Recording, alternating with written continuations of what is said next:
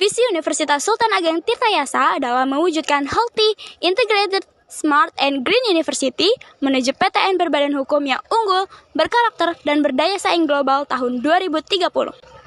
Visi ini tidak hanya menekankan pada kualitas akademik, tetapi juga pada integrasi teknologi informasi dan kepedulian lingkungan. Hal ini sejalan dengan tuntutan era digital dan agenda pembangunan berkelanjutan. Namun, tantangan yang muncul adalah bagaimana visi tersebut benar-benar diinternalisasi oleh seluruh sivitas akademika, bukan hanya menjadi slogan, melainkan diwujudkan dalam budaya kerja, kurikulum, dan layanan kampus sehari-hari. Visi ini sudah relevan dengan tantangan era digital dan isu keberlanjutan. Namun, implementasinya harus konsisten di seluruh lini, mulai dari kurikulum, tata kelola, hingga budaya kerja. Saran yang dapat diberikan adalah perlunya memperkuat internalisasi visi ini melalui program nyata yang dirasakan langsung oleh mahasiswa dan masyarakat, sehingga tidak berhenti pada tataran slogan. Misi Untirta mencakup penyelenggaraan pendidikan berkualitas, penguatan penelitian, pengabdian, perluasan jejaring kerjasama, serta tata kelola yang baik. Misi ini sudah menegaskan peran Untirta sebagai universitas yang tidak hanya menghasilkan lulusan yang kompetitif, tetapi juga berkontribusi nyata pada pembangunan daerah, nasional, hingga global. Misi ini sudah berhasil menghubungkan peran Untirta sebagai lembaga akademik dengan kontribusi nyata bagi pembangunan daerah, nasional, dan global. Namun, tantangan yang muncul adalah bagaimana memastikan setiap misi memiliki indikator keberhasilan yang jelas. Saran yang dapat diberikan adalah memperkuat sistem monitoring dan juga evaluasi agar capaian misi dapat diukur secara transparan dan akuntabel. Tujuan strategi yang dapat ditetapkan seperti peningkatan kualitas layanan pendidikan, penelitian bereputasi, kerjasama internasional, dan tata kelola yang transparan, sudah sesuai dengan standar perguruan tinggi yang modern. Akan tetapi, tujuan ini harus diimbangi dengan strategi implementasi yang realistis. Misalnya, seperti peningkatan kapasitas dosen melalui studi lanjut dan pelatihan, serta penguatan infrastruktur digital yang merata di seluruh kampus. Adapun komentar terhadap tujuan strategi ini adalah, tujuan ini menunjukkan arah yang jelas untuk menjadikan Untirta kompetitif di tingkat ASEAN. Namun, tujuan ini tuh masih bersifat umum, sehingga perlu diturunkan ke dalam strategi implementasi yang lebih spesifik. Saran yang dapat diberikan adalah memperkuat kapasitas dosen melalui studi lanjut, pelatihan, dan juga kolaborasi riset, serta mempercepat digitalisasi layanan agar tujuan dapat tercapai secara realistis. Adapun sasaran dirumuskan dalam bentuk indikator kinerja seperti jumlah mahasiswa, publikasi ilmiah, kerjasama internasional, hingga peringkat Green Metric, hingga itu menunjukkan adanya ukuran keberhasilan yang jelas. Nah, ini merupakan langkah positif karena sasaran yang dapat diukur akan mempermudah evaluasi capaian. Saran yang dapat diberikan adalah agar Untirta lebih tidak hanya berfokus pada kuantitas tetapi juga kualitas. Misalnya bukan sekedar meningkatkan jumlah publikasi, tetapi juga memastikan publikasi tersebut ini memiliki dampak sitasi dan relevansi terhadap masyarakat. Adapun komentar terhadap sasaran ini adalah, sasaran ini sudah terukur dan dapat menjadi alat evaluasi yang baik. Namun, fokus ini tuh terlalu besar pada kuantitas bereputasi mengabaikan kualitas. Saran yang dapat diberikan adalah menyeimbangkan antara target angka dengan mutu capaian. Misalnya tidak hanya meningkatkan jumlah publikasi tetapi juga memperhatikan kuantitas jurnal dan dampak sitasi. Atau tidak hanya menambah jumlah kerja sama tapi juga memastikan keberlanjutan dan manfaatnya bagi mahasiswa serta masyarakat.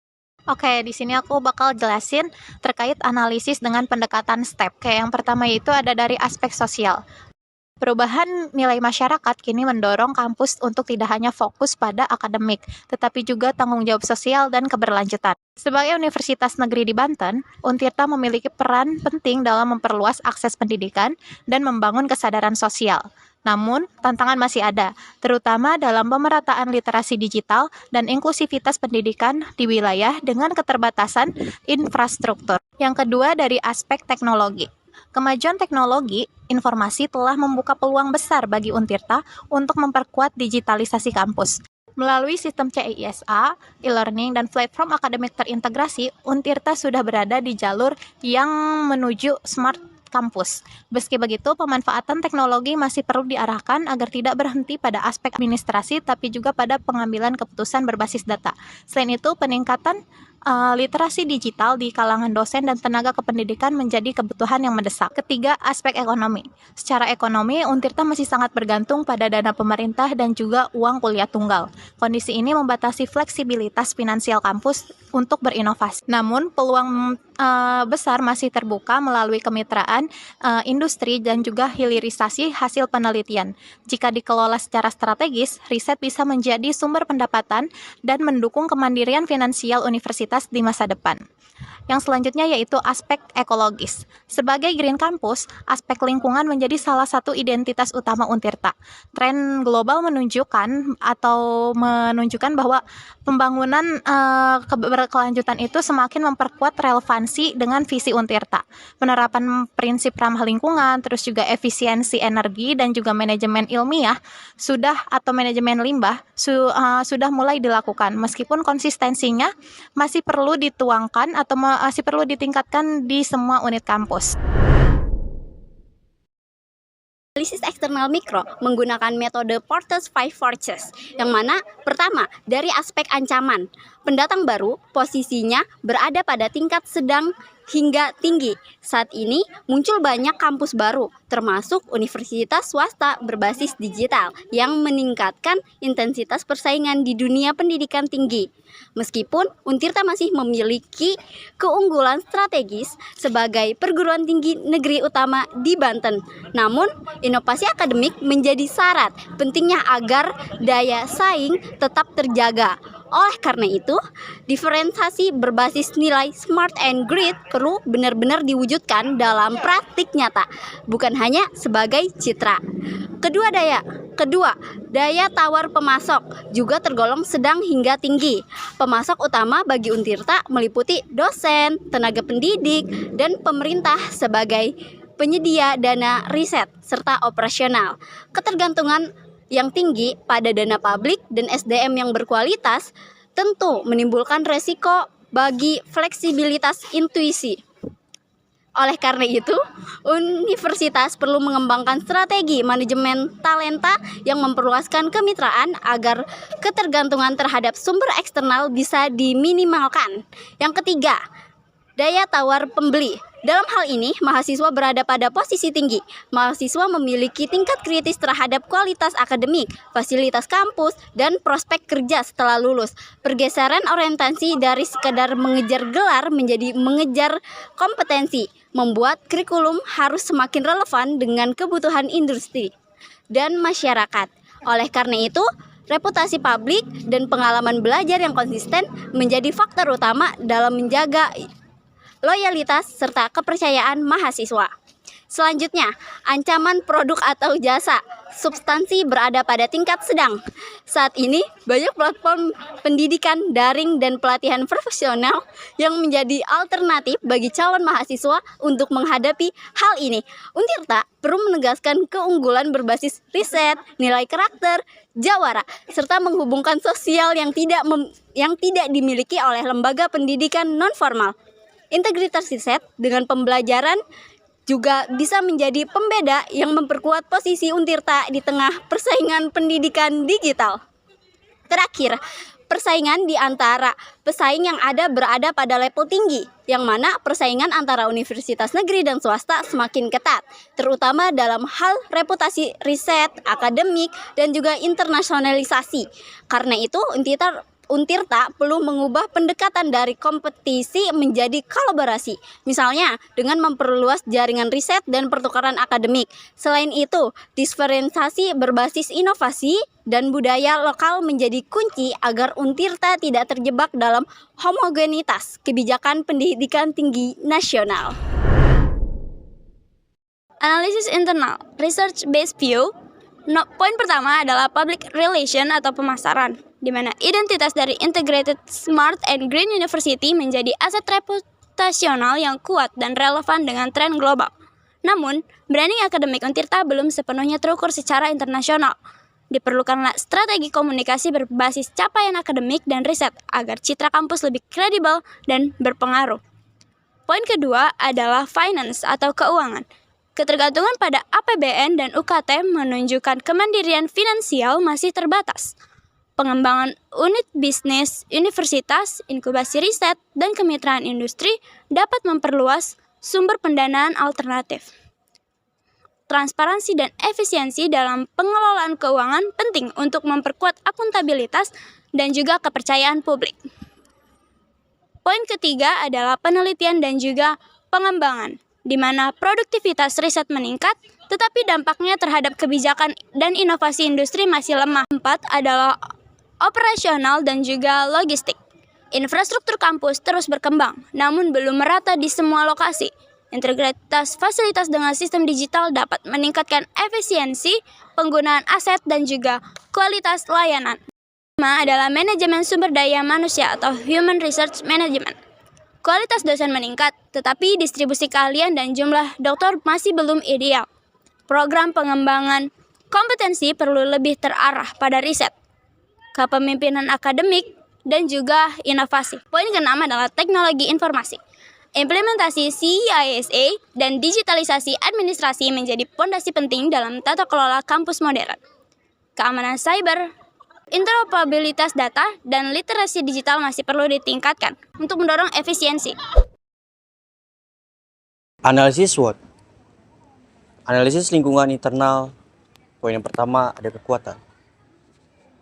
Visinya itu Healthy, Integrated, Smart, and Green University yang jelas dan progresif. Selanjutnya ada nilai budaya Jawara, yaitu jujur, amanah, wibawa, adil, religius, dan akuntabel sebagai identitas karakter. Yang ketiga ada peningkatan jumlah mahasiswa prodi dan akreditasi.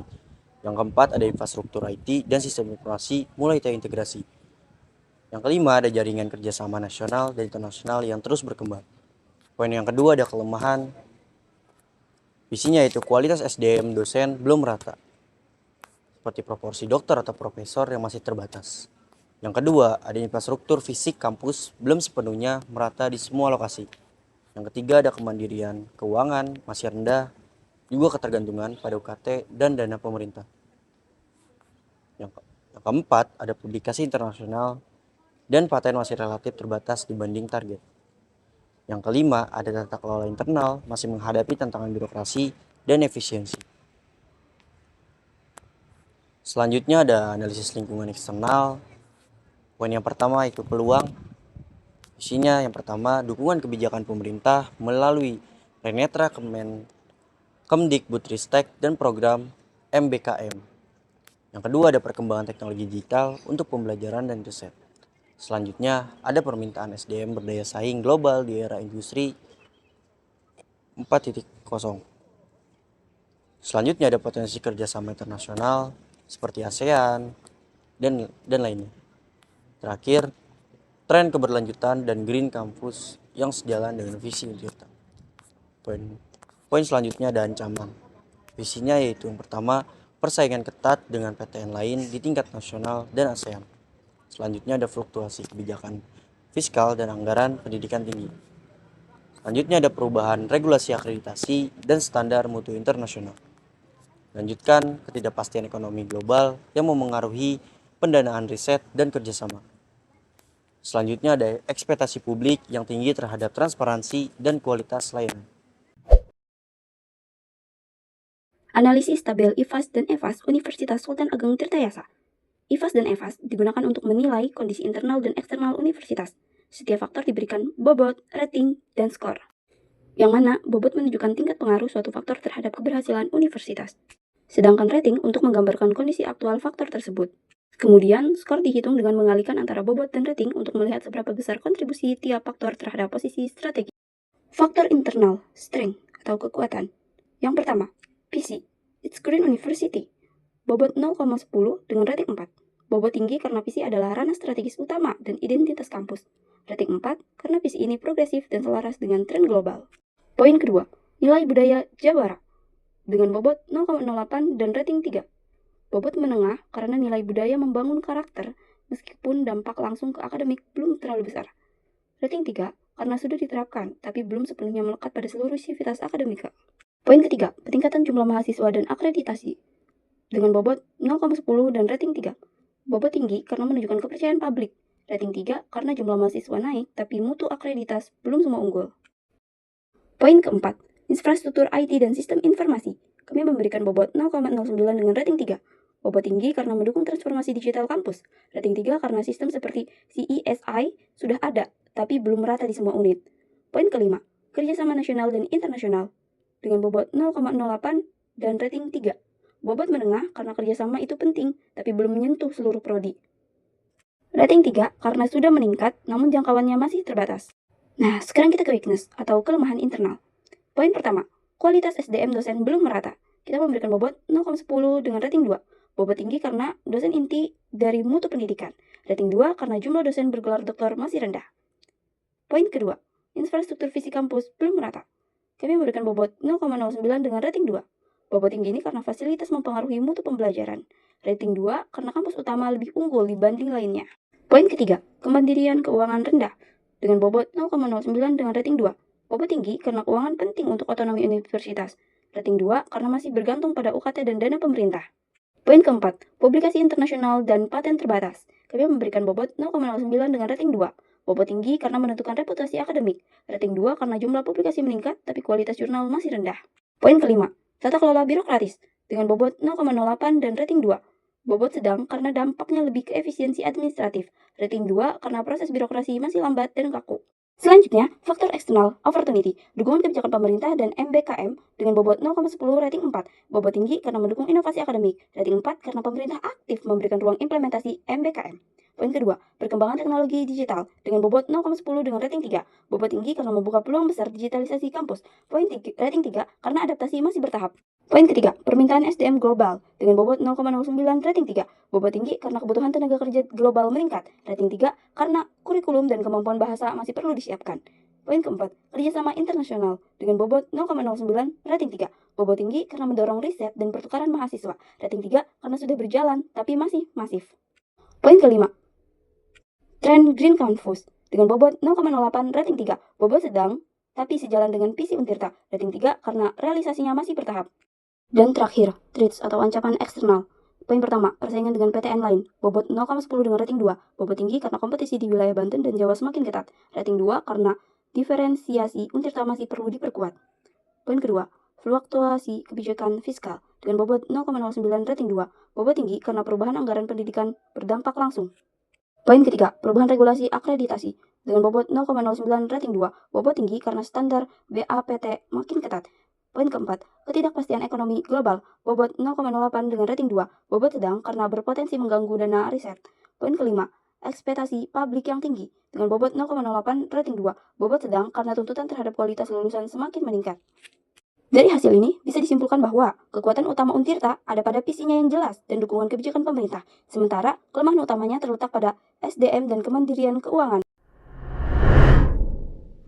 Posisi strategis Untirta berdasarkan hasil analisis IFAS dan EFAS berada pada kuadran 1 yang memiliki arti agresif. Secara internal, Untirta memiliki kekuatan yang cukup signifikan seperti visi Integrated Smart and Green University, nilai budaya jawara, peningkatan jumlah mahasiswa, serta dukungan infrastruktur IT dan jejaring kerjasama. Sementara itu dari sisi eksternal, lingkungan juga memberikan banyak peluang, misalnya dukungan kebijakan pemerintah melalui program Merdeka, Belajar Kampus Merdeka, dan juga perkembangan teknologi digital serta tren Green Campus yang sejalan dengan arah pengembangan Untirta.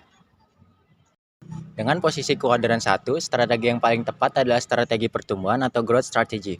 Untirta didorong untuk lebih agresif dalam memperluas kerjasama internasional, mempercepat digitalisasi layanan akademik, dan juga meningkatkan kualitas SDM, dosen, dan peneliti, serta mengoptimalkan branding sebagai universitas hijau yang berdaya saing global. Kuadran ini menegaskan bahwa Untirta tidak cukup hanya bertahan, tetapi harus berani mengambil langkah proaktif agar mampu bersaing dengan perguruan tinggi lain di tingkat nasional maupun ASEAN.